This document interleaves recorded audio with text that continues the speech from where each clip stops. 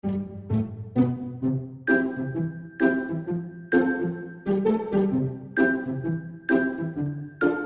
sejahtera para hadirin semua. Kami dari Universiti Pendidikan Sultan Idris akan membuat sesi temu bual bersama seorang guru tabika. Terima kasih kerana sudi meluangkan masa bersama kami. Jadi hari ini kita bersama dengan seorang guru tabika di mana mungkin beliau boleh berkongsi serba sedikit tentang pengalaman menguruskan tabika semasa pandemik. Betul, Blenius. Apa kabar, Cikgu? Apa kabar semua? Sehat, Baik, Cikgu. Cikgu. Demi kita sekarang nih, ditambah-tambah kita PKP dilanjutkan lagi untuk 2 minggu ke hadapan. Jadi harap Cikgu. bersabar. Ya, terima kasih Cikgu kerana dapat menghadiri ke sesi temu bual kami pada hari ini. Seperti yang kita tahu, sampai hari ini COVID-19 masih berlaku sehingga sekarang. Disebabkan hal ini, orang ramai ingin tahu macam mana keadaan semasa di tabika musim pandemik ini. Jadi, bolehkah Cikgu kongsikan tentang pengalaman Cikgu mengenai pengurusan keadaan semasa di tabika lagi-lagi di musim pandemik ini? Tapi sebelum itu, sebelum kita cerita dengan lebih lanjut lagi, boleh Cikgu memperkenalkan diri terlebih dahulu dan memperkenalkan serba sedikit tentang latar belakang tabika di tempat Cikgu berkhidmat. Okey, bismillahirrahmanirrahim. Okey, assalamualaikum semua. Nama saya Hasmiati binti Abdul Jamil ataupun lebih dikenali sebagai Cikgu As di sekolah lah. Budak-budak panggil Cikgu As. Jadi As. semua pun boleh panggil. Boleh Boleh Cikgu. Cikgu, boleh Cikgu As. Saya ni coming soon ni 33 tahun lah untuk tahun ni. Saya punya pengajian kan kami daripada saya ni bekerja sebagai pendidik masyarakat tabika di bawah Jabatan Kemas, Kemajuan Masyarakat. Kemajuan masyarakat. Dan sekarang ni berkhidmat di tabika Kemas Pasukan Polis Merin kelas A, Lahad Datu Sabah. Faham.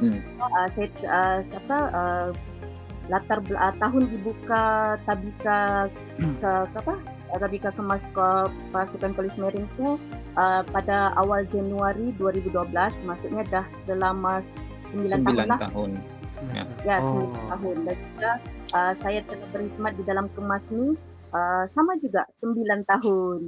Sebelum ni saya di Semporna. Saya lama di daerah Semporna. Di Kemas PPSC Kampung Bugaya, dan juga saya baru juga berkelahan datu lah. Kembali ke kelahiran macam itulah. Ya, jadi kiranya jadi saya cerita mengenai tabika saya sekarang lah. Di sekolah saya tu kami ada 2 sesi. Sesi pagi dan juga sesi petang. Jadi maksudnya di situ ada 2 cikgu. Sesi pagi dan sesi petang. Di situ kami ada pembahagian umur murid. Untuk sesi pagi bila anak-anak muridnya berumur 6 tahun, dan sesi petang anak-anak muridnya berumur 5 tahun. Jadi sekarang ni saya pegang anak-anak murid berumur 6 tahun dan bilangan seramai 25 orang, sebab kapasiti maksimum untuk kelas tu sebanyak 25 orang lah untuk maksimum, paling maksimum. Kecil saja, dia tidak besar. Okey, terima kasih Cikgu untuk pengenalan diri dan juga tabika sebentar tadi. Seterusnya kami ingin tahu apakah prosedur yang dilakukan sepanjang tempoh pandemik, seperti contoh bagaimana penjarakan sosial dilakukan semasa murid-murid datang ke tabika, semasa belajar, semasa makan, semasa balik dari tabika. Adakah penggiliran kanak-kanak datang ke tabika dilakukan? Mungkin macam jumlah kanak-kanak dihadkan untuk datang ke tabika atau macam mana tu Cikgu? Ya, okey. Terima kasih soalan dia tu. Memang sekarang ni kita semua datang sekolah pun ada SOP dikeluarkan oleh KKM. Ya, betul. Kan? Kita kena pastilah. Jadi dalam tempoh kita pandemik ni telah berlangsung daripada tahun lalu sebenarnya bulan 3. Dan juga dan kita boleh tengok untuk secara bersemuka tu agak jaranglah kita dilakukan, sebab semuanya pun kita lebih kepada PDPR kan, belajar dari rumah. Yang dalam pada slide tadi tu itu adalah prosedur-prosedur kami yang kami laksanakan sepanjang pandemik lah. Okey, di sini saya boleh bagi tahulah dalam awal bulan 3 kita ada sekejap bersekolah secara bersemuka. Jadi ini prosedur-prosedur yang kami telah laksanakan sebelum mula persekolahan anak-anak. Kami akan memastikan kawasan dan bangunan tabika tu dibersihkan. Lepas tu kami akan letak penjarakan dia, setakat mana ibu bapa kena hantar anak dan setakat mana ibu bapa boleh ambil anak macam tu. Dan juga jika anak-anak tu datang bersama dengan, maksudnya ikut kereta sewa ataupun ikut bas sekolah, anak-anak tu kena dibekalkan baju, dan juga ketika sampai di sekolah kami kena ganti baju mereka. Banyak kerja lah. Kami Ibu akan bapa- spray lah menggunakan Dettol Cikgu, spray. ibu bapa diorang boleh masuk kah di premis tabika tu? Ibu Tidak, bapa tidak atau boleh. penjaga? Oh, Tidak memang boleh, ya? memang Dapatkan, ada. kalau Memang ada tempat ya. ada tempat khasnya. Kalau nampak daripada kami punya yang ada gambar di slide kan, kami ada letakkan tagging color merah putih. Hanya setakat sampai situ sahaja ibu bapa menghantar. Ada limit Ya. lah kan? Memang Ada Faham? limit. Lalu letakkan tagging awaslah di situ, dan penjarakan setiap lah, tidak boleh beramai-ramai. Dan juga semasa kami berada di sekolah tu, kami buat secara penggiliran. Yang macam tadilah kita punya moderator bercakap kan, kami akan laksanakan persekolahan anak-anak secara penggiliran. Macam saya, anak murid saya seramai 25 orang, so saya bahagikan pada 2 kumpulan. Dan juga setiap hari, contoh kumpulan 1 akan sekolah pada hari Isnin, Rabu dan Jumaat. Dan kumpulan 2 akan pada hari Selasa dan Kamis, dan akan diteruskan kepada minggu seterusnya. Kumpulan 2 lagi pula yang akan sekolah pada hari Isnin, Rabu dan Jumaat. Begitulah sebaliknya. Maksudnya Jumlah dia dikurangkan lah kan? Ya. Jumlah tu dilakukan. Ya, betul. Dan di sini muatan dalam kelas pun seramai, kapasiti paling ramai pun 14 orang sahaja boleh muat dalam satu masa. Ya, dan di sini kalau tengok, sepatutnya kami makan tu di tempat dia sendiri. Maksudnya di situ dia belajar, di situ dia makan juga. Tidak boleh di meja makan tu lah. Tapi oleh kerana kami ada macam pertukaran sesi, jadi kami kena, anak-anak separuh terpaksa menunggu di luar, dan juga anak-anak yang masih belajar akan berada di dalam. Ya. Penjarakan sebanyak 1 meter dari bahu ke bahu. Anak-anak murid, ya. Jadi kami mengajar pun, anak-anak murid pun kami kena setiap hari kami kena akan inform mereka sekarang apa cara-cara kebersihan perlu dilakukan, dilaksanakan, SOP yang perlu dilakukan di dalam kelas ataupun di luar kelas. Itulah, jadi memang selalu kena rewind kan, anak-anak kan selalu. Ya. Jadi kami Betul. kena ingatkan. Walau bukan sahaja di dalam kelas, kami kena akan ingatkan di luar kelas. Itulah. Jadi ketika makan, sama juga dia akan ada penjarakan, dan juga semuanya pun secara di dalam tempat dia memang memang ditutup lah, macam tu. Tidak akan, dia ikut SOP yang telah ditetapkan oleh KKM Lahadar tu. Jadi kami kena ikutlah, sebab bila-bila masa KKM akan datang melawat kan, jadi kita kena nanti premis kena tutup. Iya. Jadi kena patuhilah, sebab lagi pun kan kita ni lebih pada anak-anak yang berumur di bawah 6 tahun kan. Jadi pengetakan SOP-nya tu perlu dilaksanakan dengan betul-betul lah. Tidak boleh lalai dalam hal-hal macam ni. Memang betul, memang sangat penting.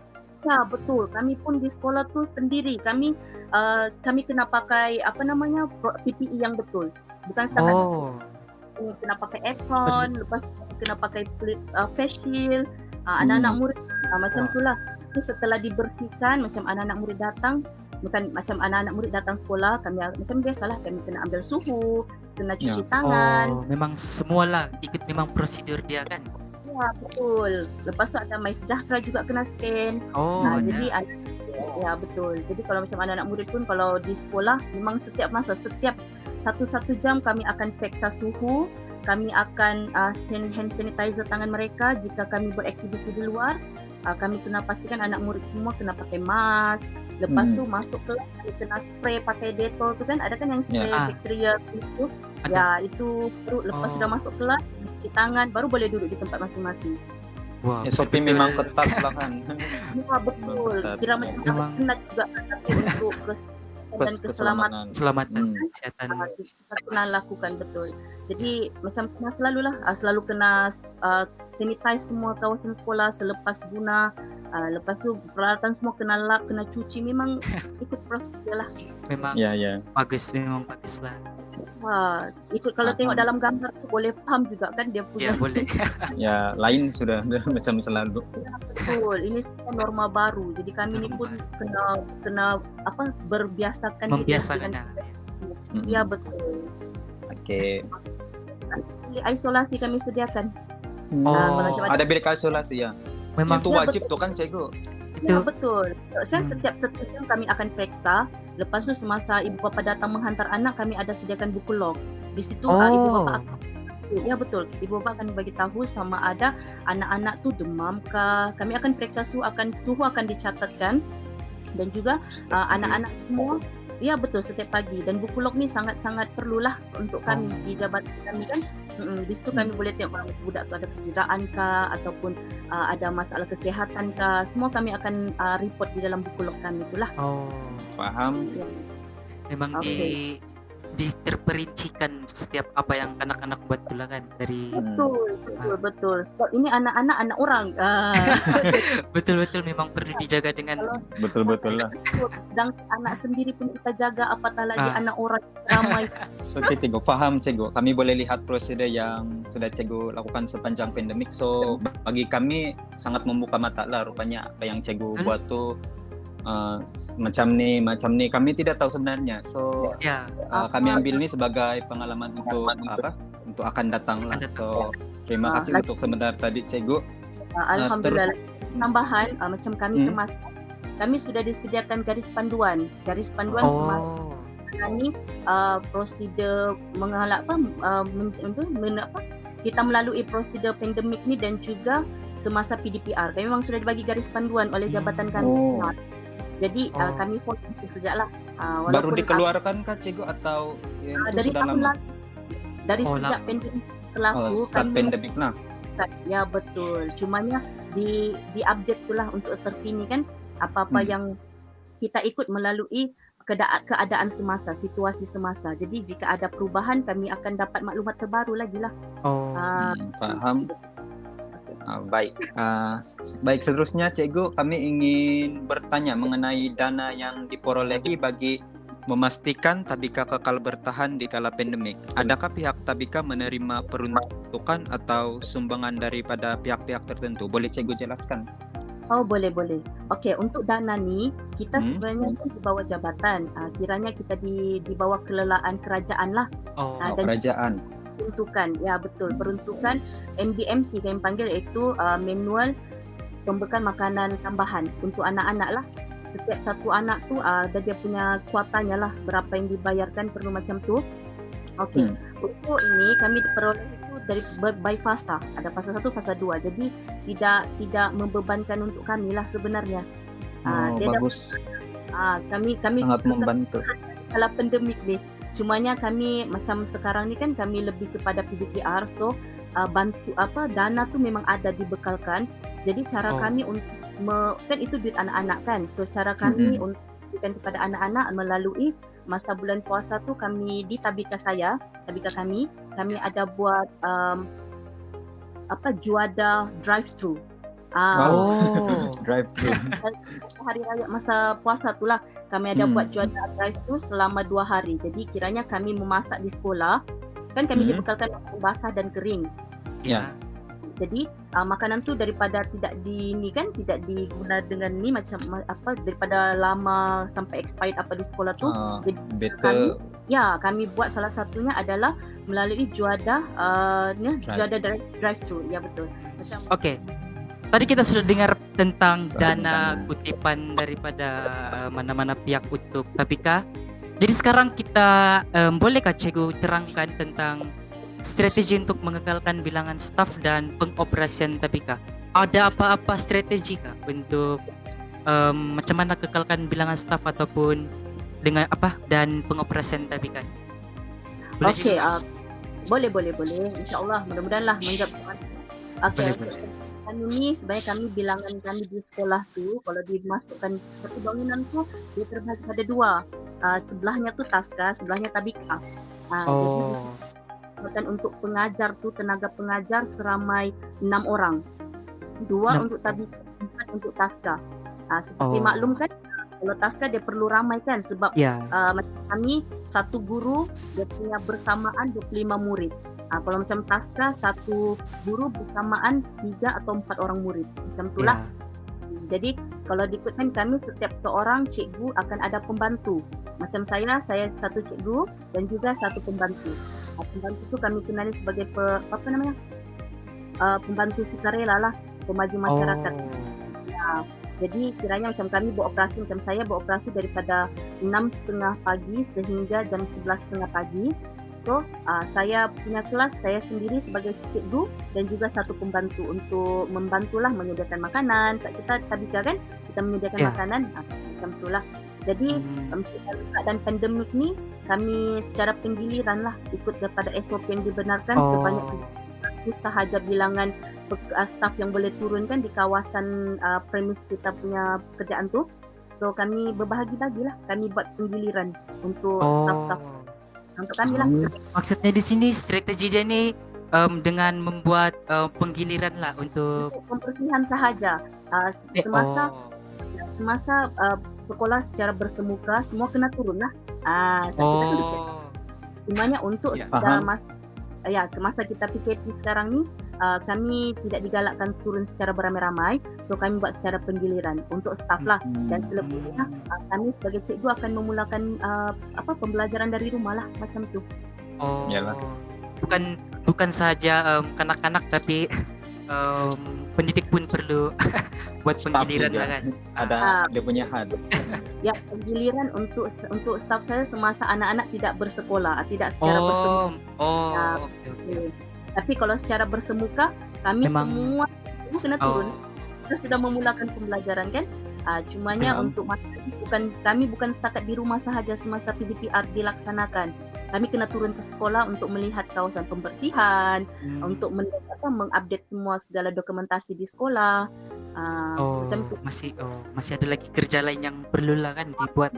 Untuk kalau bagi-bagi adik-adik semua ni kan yang kalau masuk kemas lah kan, dia bukan sekadar kita mengajar sahaja, tapi untuk dokumentasi, pembersihan semua kena ambil tahu, buat account, banyak. Memang semua ilmu perlu dia. pendidik juga lah yang urus semua tu juga kan, bukan setakat mengajar. Betul. Untuk kemas sahajalah, tapi kalau bahagian prasekolah tu saya tidak pasti sekarang pun ada prosedur daripada KPM kan. Okay. Tadi kita sudah dengar pas tentang strategi Tabika tadi. Jadi sekarang kita kami ingin tahu kalau ada sebarang rungutan daripada ibu bapa kepada pihak Tabika, sebab kita tahu sekarang ni kan PKP, jadi mungkin ada ibu bapa yang tidak mau anak-anak mereka pergi ke sekolah, mungkin takut kena jangkitan. Jadi dan disebabkan dengan itu mungkin ada ibu bapa yang tidak mau membayar yuran. Mungkin adakah sebarang apa-apalah rungutan daripada ibu kepada pihak Tabika? Okey, alhamdulillah. Okey, soalan dia untuk makluman lah semua, pihak jabatan kami kemas, kami ada diberikan surat arahan tidak membuat sebarang kutipan sumbangan. Kami panggilkan sumbangan lah untuk macam kira yuran mereka bulan-bulan tu. Tapi itu kami tidak panggil yuran, kami panggil sebagai sumbangan. Dan tidak banyak pun. Maksimum kami kena kutip pun RM25 sahaja. Dan juga untuk sekolah, kalau macam buat kutipan pun dia kena dilaksanakan melalui peringkat mesyuarat agung di antara ibu bapa. Kita akan tetapkan satu jumlah yang mana jumlah tu dipersetujui oleh ibu bapa semualah. Macam Tabika saya, untuk sumbangan tu setiap bulan sebanyak RM15 seorang kanak-kanak. Kita kan dapat bantuan daripada kerajaan, itu cuma membantu sedikit sebanyaklah kepada pengurusan sekolah. Tapi kami sudah dikeluarkan arahan daripada jabatan kami tidak mengutip sumbangan sepanjang tempoh pandemik ni. Faham. Artinya rungutan daripada segi itu tiadalah daripada bapa malah. Baguslah. Tapi untuk macam yang rungutan tu sepanjang PDPR ni pula ibu bapa selalu merungut. Dia kata, "Alah cikgu," dia kata. terpaksa lagi mengajar di rumah ini. Yalah, paham sebab Paling- online kan. Lalu terima ya. Betul. Sebab kan macam dorang lebih rela anak-anak dorang datang sekolah. Betul, Dorang sebab Cikgu, bila buka sekolah di cikgu, bila anak saya balik ke sekolah, Tuhan sudah mengajar di cikgu. Pening di rumah. betul. Jadi kan dorang yang pening. Dorang Yalah. Okey, macam contohnya kami kalau misalnya lah sekolah dibuka dan kita melaksanakan secara bersemuka, kami ada sediakan satu borang Borang. kepada ibu bapa, ya, borang pengisytiharan kesehatan dan juga borang kebenaran. Jika ibu bapa benarkan anak-anak turun ke sekolah secara bersemuka, dorang kena tanda tangan lah pada borang tersebut. Dan juga sebelum anak-anak dorang pergi sekolah, dorang kena isytiharkan tahap kesehatan anak dorang. Ada kami tidak sembarang-sembarang juga membuka Oh, sekolah. iyalah. Oke, terima kasih Cikgu untuk perkongsian mengenai apa tuh rungutan yang sebenarnya tadi. Tapi seperti Cikgu cakap, tiada rungutan. So bagi kami, oke lah. Kami ingatkan sebenarnya pandemik Itulah. ini kan mesti banyak rungutan Ya. gitu. Tapi sekarang kami tahu sudah rupanya rungutan tuh bukan yang seperti kami jangkakan. So terima kasih untuk perkongsian daripada Cikgu. Ya. Selain seterusnya, Cikgu, kami tertanya-tanya bagaimanakah cara untuk memastikan program-program khusus seperti pemeriksaan kesehatan untuk anak-anak daripada pakar dapat diteruskan semasa pandemik. Walaupun sekarang kan masih musim pandemik, adakah program-program khusus seperti ini masih diteruskan dan macam mana program-program khusus tersebut dilaksanakan, Cikgu? Boleh Cikgu kongsikan? Okey, boleh. Sebenarnya kami ada buat satu grup untuk kesihatan ni lah. Misalkan kami ada macam kami berlink dengan nurse, staf-staf kesihatan yang selalunya datang ke sekolah lah untuk memantau kesihatan anak-anak. Contohnya pemeriksaan gigi, maksudnya ya pemeriksaan macam biasanya gigi lah biasanya, dan juga kesihatan. Dan tahun lalu tu kami ada vaksin polio kan. Ya. Itu tu memang 100% dilaksanakan sepenuhnya lah, dan kami sebagai informer lah kepada ibu bapa. Maksudnya kami perantara di antara kesihatan dan ibu bapa. Jika apa-apa maklumat kami akan salurkan kepada ibu bapa lah. Okey, buat masa ni secaranya semua dijalankan secara atas talian. Maksudnya macam kami ada program tunas doktor muda. Di sini memang di bawah kesihatan lah sepenuhnya, dan kami melaksanakannya di peringkat prasekolah lah.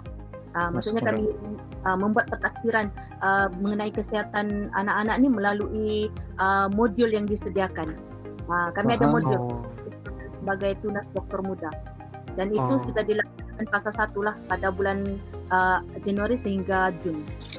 Dan kami sudah hantar report lah juga berdasarkan pentaksiran anak-anak ni. Ya. Maksudnya ada lagi lah kan program ni kena dibuat tapi secara atas talian lah kan. Ada, betul. Dan kesihatan juga ada membuat macam peraduan, mencipta menu kesihatan bersama keluarga. Jadi kami juga mengesyorkan ibu anak-anak kami lah, anak-anak murid kami menyertai bersama ibu bapa di bawah anjuran kesihatan. Paham. Kebanyakan sekarang ni kalau ditengokkan kita tidak dapat bersemuka, jadi kita membuat aktiviti bersama keluarga di rumah. Sekarang atas macam tu lah. Bagus juga tuh Cikgu. Oke, soalan seterusnya Cikgu. Yang ini pun kami tertanya-tanya nih. Yang ini main topik kami sebab di musim pandemik kan. So, apa cabaran yang dihadapi semasa pandemik? Mungkin contoh seperti pengurusan tabika, kesan yang murid-murid dapat daripada pandemik ini, atau macam mana tuh Cikgu? Okey, memang banyak cabaran dia. Seperti yang sudah kita tahu dari tadi lah.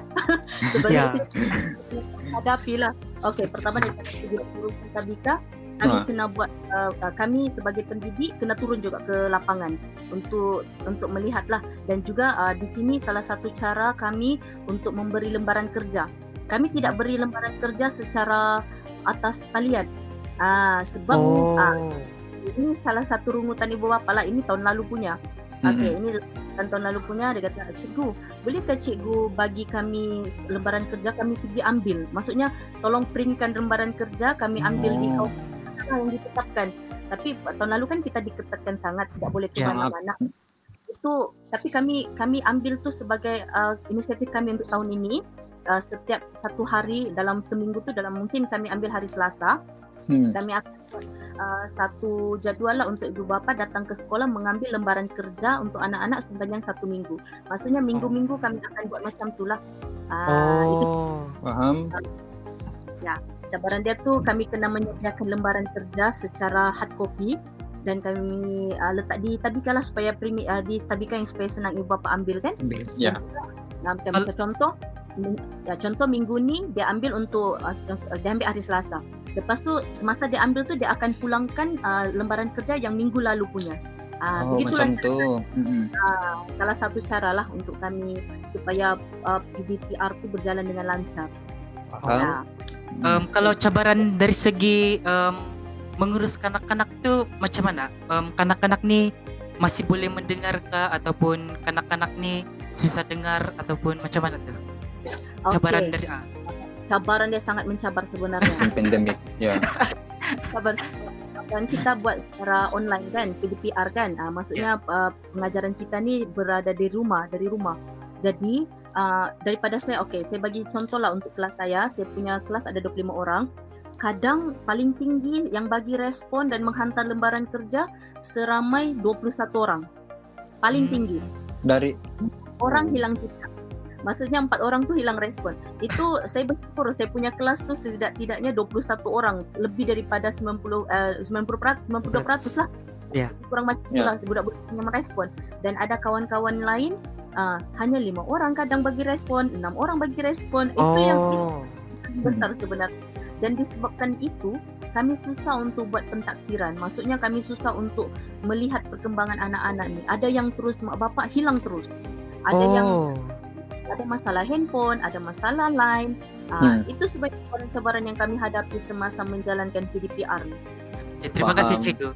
Memang banyak juga lah cabaran yang kita boleh dengar daripada cabaran lah ya. Cabaran daripada pengajaran semasa pandemik ni, dan lagi-lagi dalam PDPR ni kan. Betul. Okey. Jadi macam mana pula kalau pandemik ni semakin berlarutan dalam jangka masa 1 atau 2 tahun lagi? Adakah paparan perancangan daripada pihak cikgu untuk mengatasi lah, ataupun apa rancangan untuk mengekalkan pengoperasian tabika ni? Okey, tapi sebelum tu saya harap-harap janganlah berlarutan satu Amin. Janganlah. Itulah. Tidak berapa, tapi untuk perancangan tu kita sentiasa menyediakan. Kita memang kena bersedialah. Walaupun kita tidak minta benda ni berlarutan, tapi setidaknya kita ada plan macam mana cara kita mengekalkan kita punya prestasi anak-anak tu, macam mana perkembangan dia kan. Jadi caranya tu kami mungkin salah satunya tu kami akan buat susulan lah. Kami akan buat susulan untuk anak-anak ni. Maksudnya mungkin tidak secara bersemuka, ataupun kami akan buat secara beginilah.